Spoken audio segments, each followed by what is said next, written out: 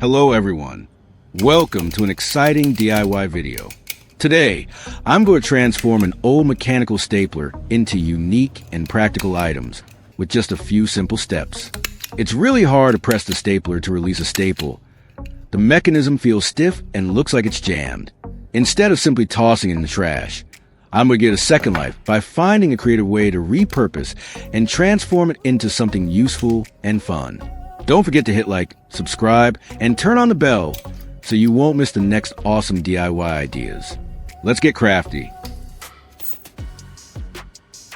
I'm going to take an electrical wire and connect it to the metal bar at the back end of the staple. Now that the stapler is ready, it's time to move on to the wiring step. I'll start by stripping the insulation off the electrical wire to expose the inner metal core.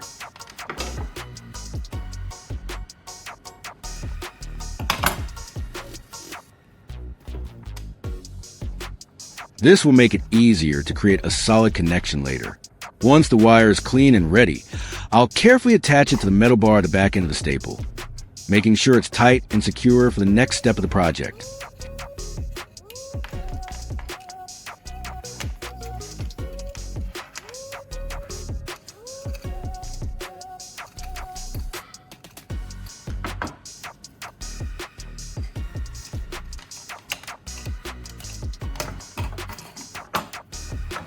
Here, I have a few welding rods like these.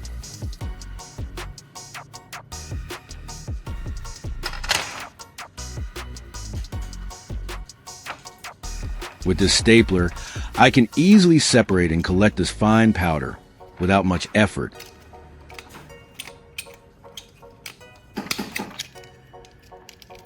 Its small, precise mechanism makes it surprisingly effective for breaking apart and filtering the material, allowing me to gather the powder neatly for the next step of the project.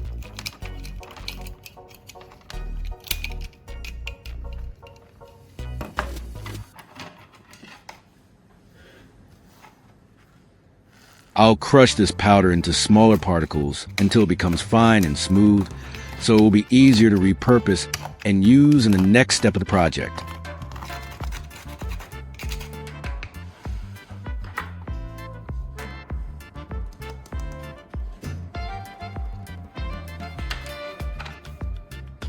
Next, I'll prepare another piece of electrical wire, but this time I'll add alligator clips to both ends.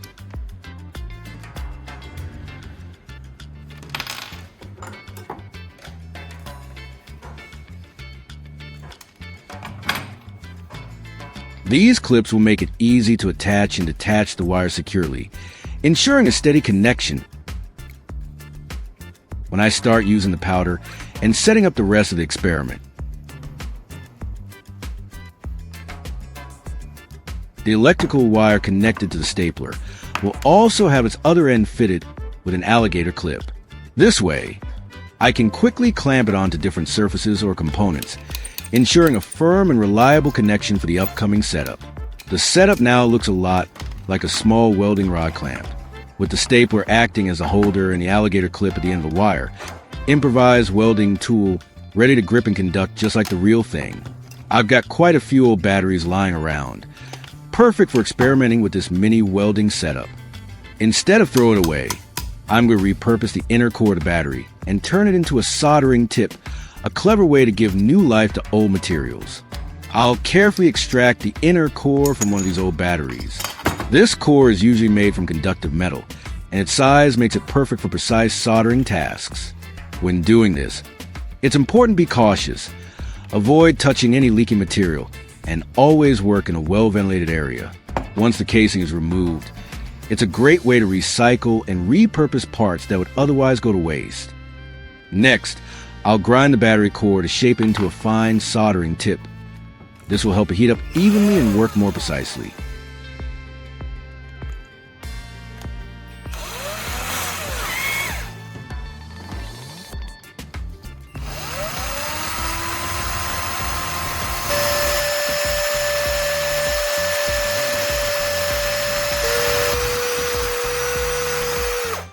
Now that it's been ground to the right shape, and just like that, we've turned it into a working soldering tip.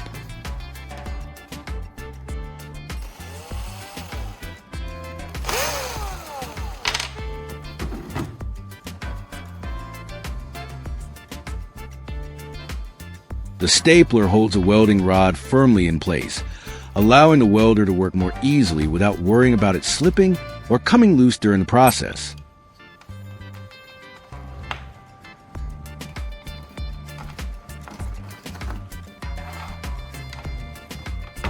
For the power source, I'll be using a standard motorcycle battery.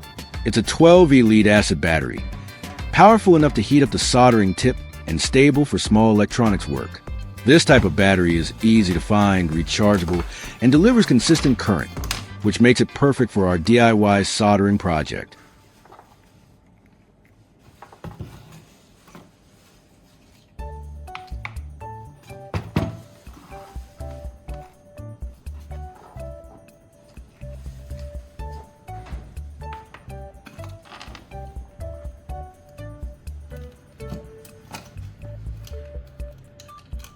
It feels solid and secure in the hand, with a firm grip that gives you confidence while holding it. The tight, sturdy construction keeps everything steady, so there's no wobbling or looseness as you work. The heat feels intense and radiating, even from a distance, and it can quickly make nearby surfaces warm to the touch. This kind of heat is strong enough to melt metal and requires protective gloves, a welding mask, and proper ventilation to prevent burns or eye damage.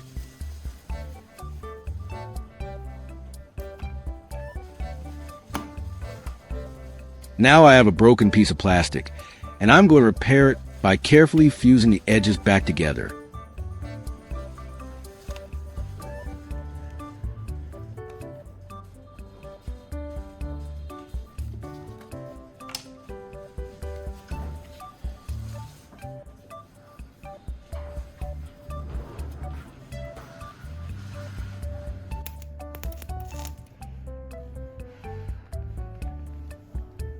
By applying controlled heat, the plastic softens and bonds, filling in the cracks and restoring its shape.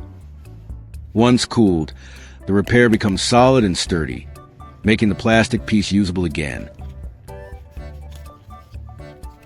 One corner of the plastic piece is broken off and separated from the main part. First, I'll secure the broken corner using super glue.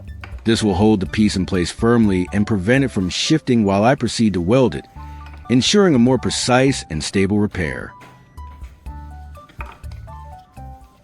The welding rod clamp acts as a bridge, transferring electrical current from the welding cable to the welding rod. This connection allows the electrical circuit to complete when the rod touches the metal, generating an electric arc that produces intense heat.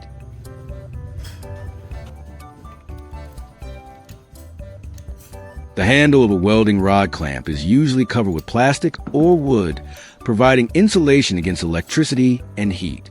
This protective layer helps prevent shocks and burns, allowing the user to work safely and comfortably during the welding process. I'm going to use a piece of the stapler to help weld the two plastic parts together. By positioning it carefully, it can hold the pieces in place and conduct heat evenly, making the repair more precise and secure. This way, the two plastic sections will fuse neatly, restoring the shape and strength of the broken item.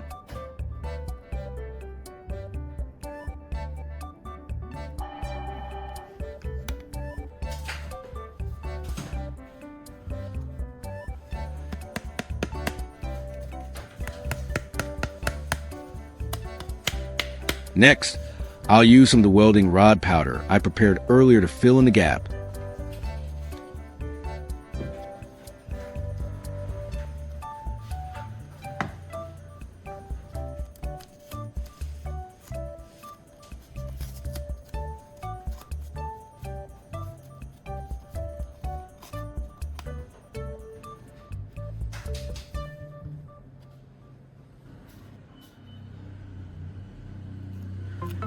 By carefully applying to the empty section, I can reinforce the broken area and create a solid base before proceeding with the final repair.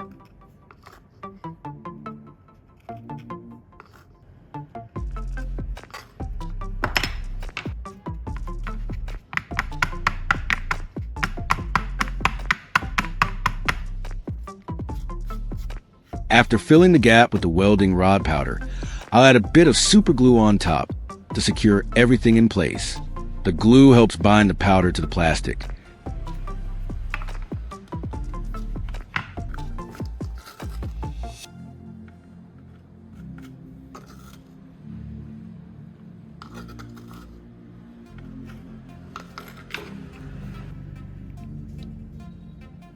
Keeping it stable and preventing it from shifting. This combination of powder and adhesive creates a solid foundation, ensuring that the broken corner is firmly fixed and ready for final repair.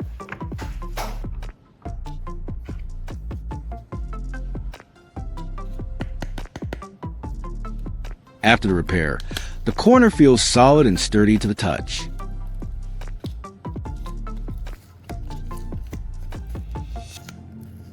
It no longer wobbles or moves, and the bond between the plastic, powder, and glue gives it a strong, reliable hold. Holding in hand gives a sense of confidence, as if the piece is almost as good as new, ready to be used without worrying about it breaking again.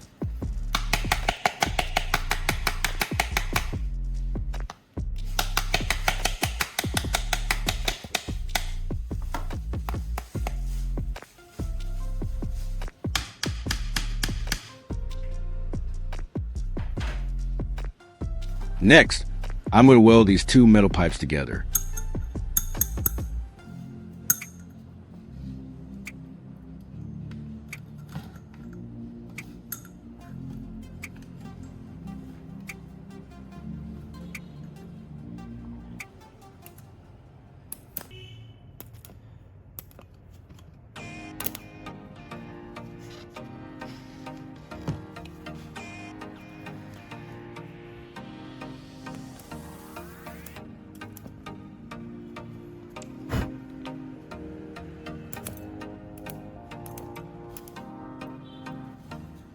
By carefully aligning them and applying heat at the joint, the metal will fuse, creating a strong and seamless connection.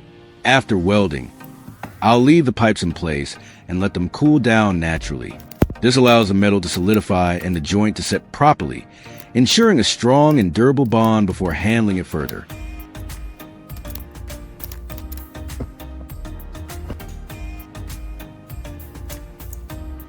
I'll begin by trying to solder onto this razor blade, which is thin and metallic, making a good challenge to the tool.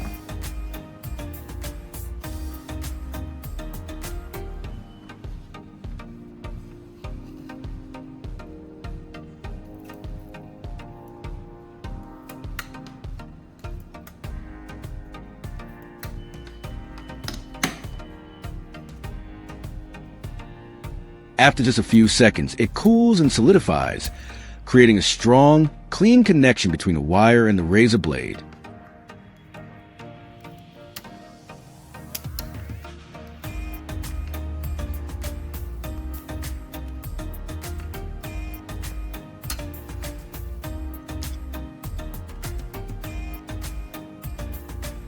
After soldering the two razor blades together, the joint feels surprisingly strong.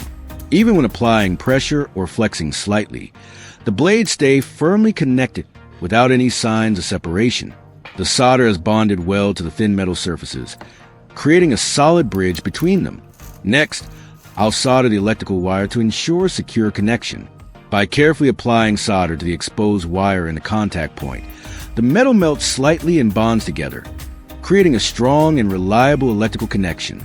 Once cooled, the solder joint will hold firmly, allowing electricity to flow efficiently without any loose or weak points.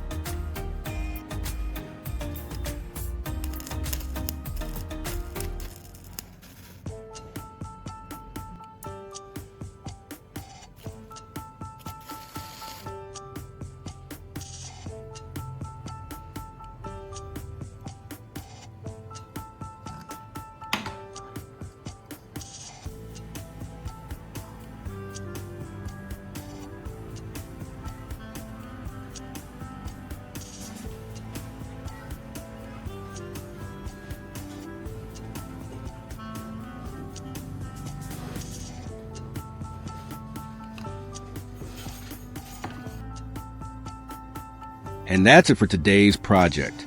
By repurposing old materials like a broken stapler, dead batteries, and scrap metal, we were able to create something functional and creative.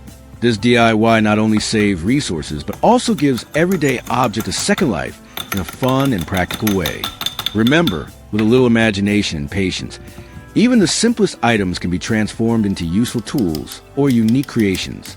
And don't forget to like, subscribe, and hit the bell to catch more exciting DIY ideas in the future.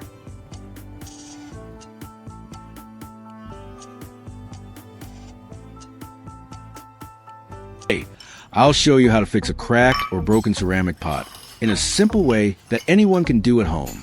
With just a few easy-to-find materials and a bit of skill, you can bring your favorite pot back to life like new. Now I'm going to gather all the broken pieces together, being careful not to get cut by the sharp edges. It's best to place them on a flat surface and try to piece them back into the original shape of the pot. This will make it easier when we start gluing them later. First, I'll start by gathering all the broken pieces together and cleaning off the dirt inside. This step is important to make sure the surface is clean before we start repairing. It'll help the glue stick better and make the pot stronger later. I'm using a brush to scrub the inner surface and the edges of each broken piece. Make sure to remove any leftover soil or dust, especially along the cracks. The cleaner the surface, the better the pieces will bond together when we glue them later.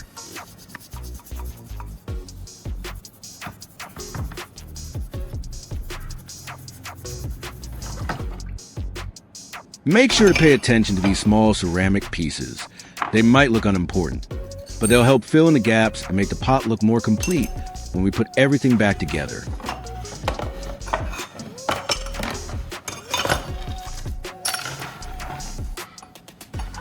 Next, I'll prepare materials for repairing, and the main one we'll use is white cement.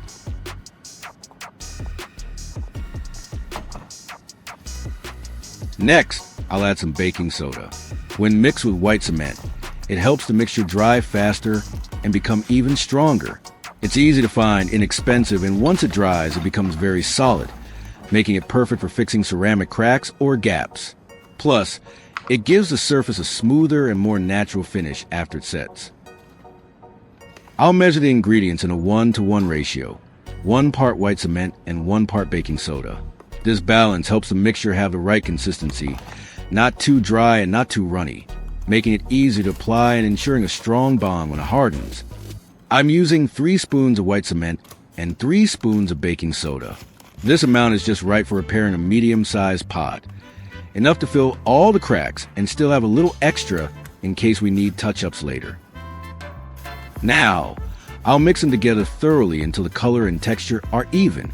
You'll notice the mixture starts to look a bit like smooth paste. That's exactly what we want. Make sure there are no dry clumps left so it can stick well when we apply it. I'll spread a thin layer of the mixture on the surface to test it out. This helps us check how well it sticks and how fast it begins to set before we apply it to the actual pot. I'll place a rivet on top and add a few drops of super glue around its base. The glue will react with the mixture, making it harden almost instantly. This shows how strong the bond can be when we combine these materials. I'll continue by adding a few more thin layers of the mixture and dripping some super glue on top each time. This layering method helps strengthen the bond, making it much more solid and durable once everything dries completely. After just a short while, you can already feel how firm it becomes. The surface hardens quickly, and when I tap on it, it sounds solid, no soft spots at all. This shows how effective the combination of white cement, baking soda, and super glue really is. In just a few minutes, it completely dries and hardens. The surface turns solid and smooth, showing that the mixture sets really fast. Perfect for quick DIY fixes like this. After seeing how strong this mixture is,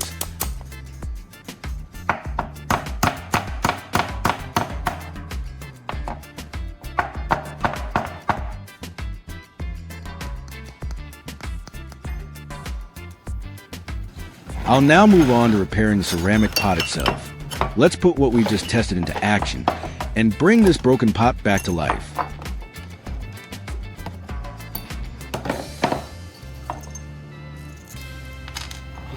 When it comes to bonding the ceramic pieces, just using super glue and the white cement mixture isn't enough. We need a proper method to hold the pieces together firmly while filling the gaps for a lasting repair. I'll need to use a specialized ceramic adhesive for this repair. This type of glue is designed to bond ceramic pieces strongly and securely, ensuring that the pot holds together perfectly once it's fixed.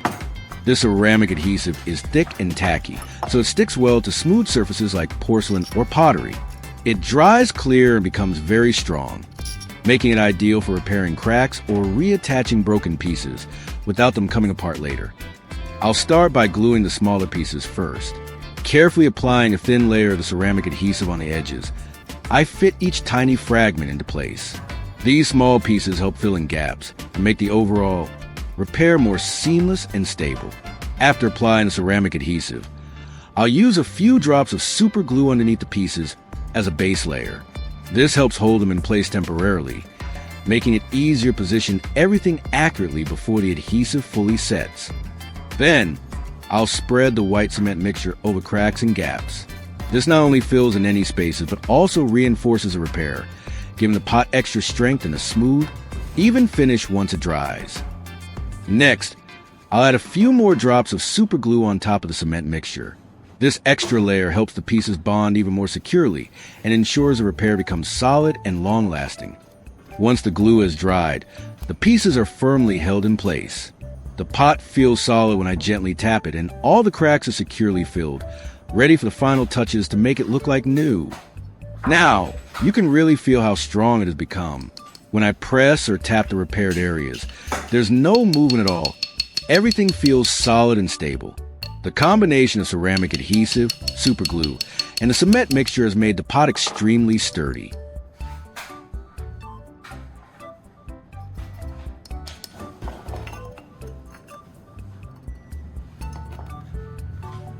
Next, I'll continue gluing the other broken pieces of the pot. I repeat the same process, applying ceramic adhesive, using a few drops of super glue for extra hold, and filling the gaps with the white cement mixture. Step by step, the pot is gradually coming back together.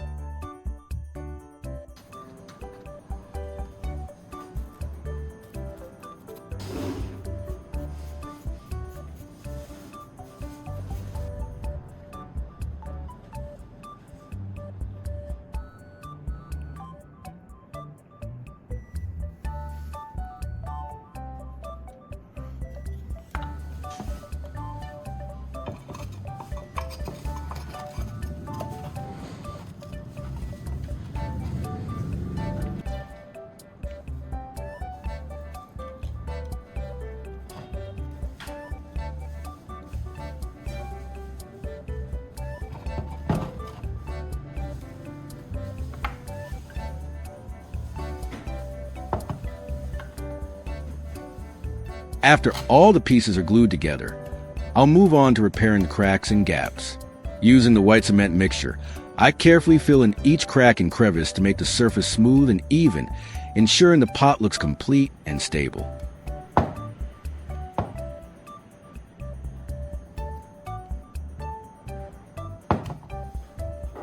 I'll first place a piece of tape underneath as a base. This prevents the mixture from leaking out while I pour it into the cracks and gaps. making sure everything stays neatly in place.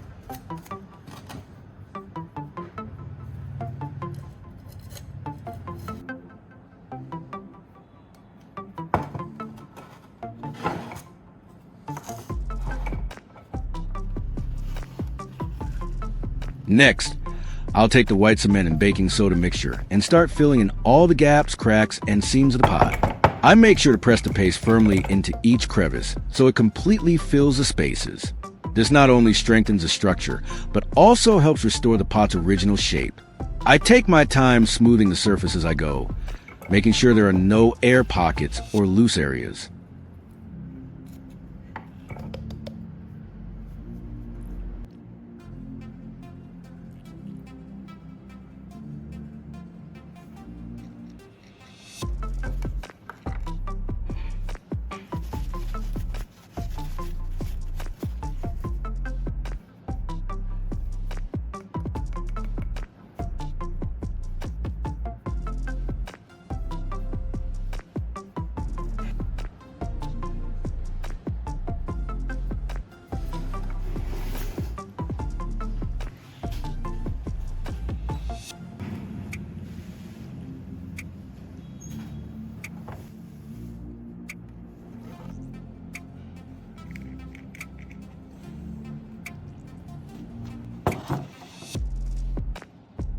Once all the gaps are filled, the pot starts to look whole again, and I know it will be sturdy and durable after drying.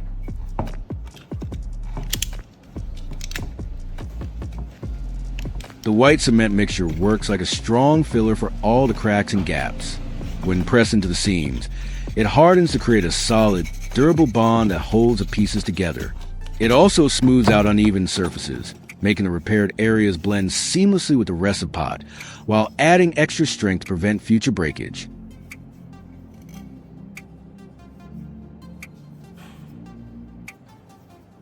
Next, I'll use 2000 grit fine sandpaper to gently sand the repaired areas. This smooths out any rough spots, evens out the surface, and helps blend the filled cracks with the rest of the pot. Sanding carefully ensures a polished, seamless finish, so the repair looks clean and professional. After sanding, I'll lightly spray some water on the surface and wipe it gently with a cloth. This removes any remaining dust and fine particles from sanding, leaving the pot clean and ready for the final touches or any painting if desired. Now, the pot looks almost perfect. All the cracks and gaps have been seamlessly filled. The surface is smooth and even, and the repaired areas blend naturally with the rest of the pot. From a distance, you can hardly tell it was ever broken.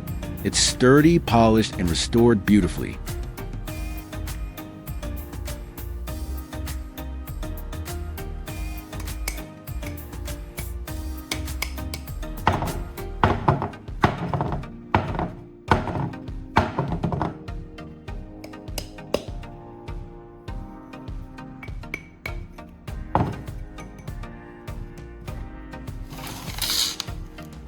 Finally, I can put a plant back into the pot. Carefully adding soil and placing the plant inside, the pot is ready to use again. It not only looks great, but is also strong enough to hold the weight, giving new life to both the pot and the plant. Although it's not as flawless as traditional Japanese ceramic repairs, it still looks quite good. The pot is sturdy, the cracks are well hidden, and overall, it's a satisfying and functional restoration.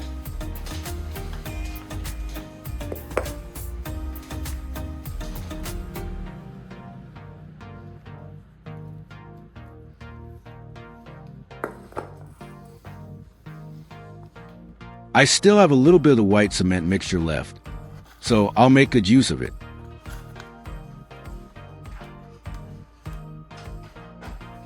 The gaps between the floor tiles are narrow but noticeable. They form small lines where dirt and dust can settle, and in some places, the edges of tiles are slightly uneven. These spaces can also weaken over time if not filled or maintained properly. I'll place tape on both sides of the gap. This helps create clean edges and prevents the filler from spilling onto the surface of the tiles, ensuring a neat and precise repair.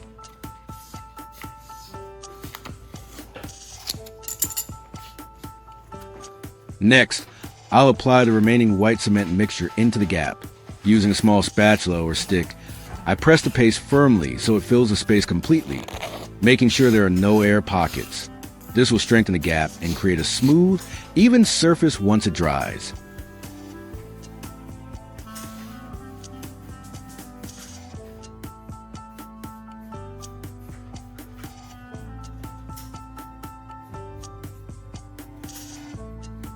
Then, I'll add a few drops of super glue into the mixture. This extra step helps the filler set faster and become even stronger, ensuring that the gap stays solid and durable over time. Once the mixture is partially set, I carefully peel off the tape from both sides of the gap. After removing the tape, I take a damp cloth to wipe away any leftover residue or stray bits of the mixture from the tile surfaces. By doing this gently and thoroughly, the gap looks smooth and even, blending naturally with the rest of the floor. After cleaning, the gap looks neat and well filled. The surface is smooth, with no excess mixture on the tiles, and the edges are straight and precise. It gives the floor a polished, finished look, and the filled gap now feels solid and secure underfoot. In conclusion, with just a few simple materials and careful steps, we've successfully repaired both the broken ceramic pot and the gaps in the floor tiles. The pot is sturdy and looks almost like new, ready to hold a plant again, while the tile floor now has smooth, reinforced seams.